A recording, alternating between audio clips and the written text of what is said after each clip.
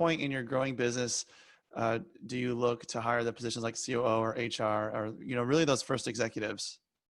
Well, let's be honest, like we overtitle people from the beginning, right? So it's like you have 3 offices, you're like, you're my COO, and then you get to 6 offices and you're like, you suck. It's like, how are you my COO and now you're terrible, right? So, in all honesty, I don't think you're hiring COOs very early on. I think our COO would even say she's still developing to be a COO. So I wouldn't get so caught up on titles as going back to what we talked about, Jake. Like, what do you need to lower your anxiety and to feel more confidence around your business? Look at that list, carve off what is reasonable for one human to be able to handle, and call that an ops helper or whatever it might be, right? It's difficult early on because you need a lot of like strategic talent. So you're like paying more, but then you also need them to do like down and dirty tasks. But because you don't have systems, you have to pay for someone who can actually work through problems.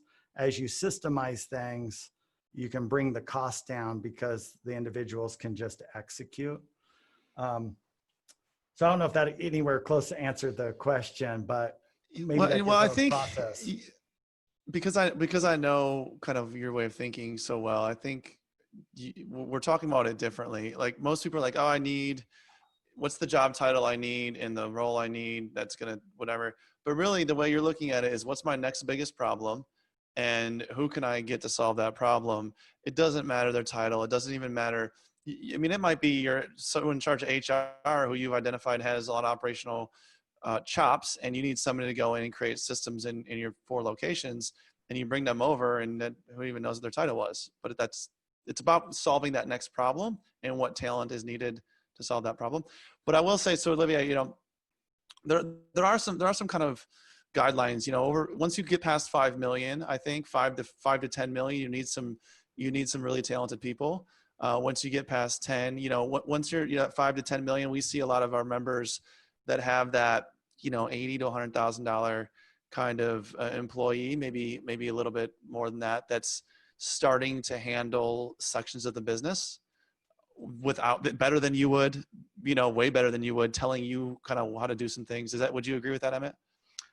Yes and no. I mean, depending on how involved you were in that, one of the mistakes I think a lot of us make is, hey, I hired you so I don't ever have to think about this again. We abdicate instead of like delegate and mentor.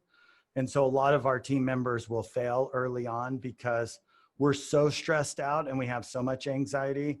We hire someone, we really hope the resume and previous experience, we're willing to pay for it because we just don't have to want to deal with it anymore.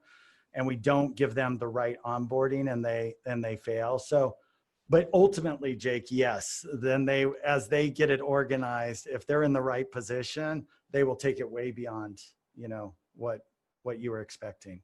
Yeah. I would say except for like associates, if you're a clinician, no associate's going to live up to your expectation, probably,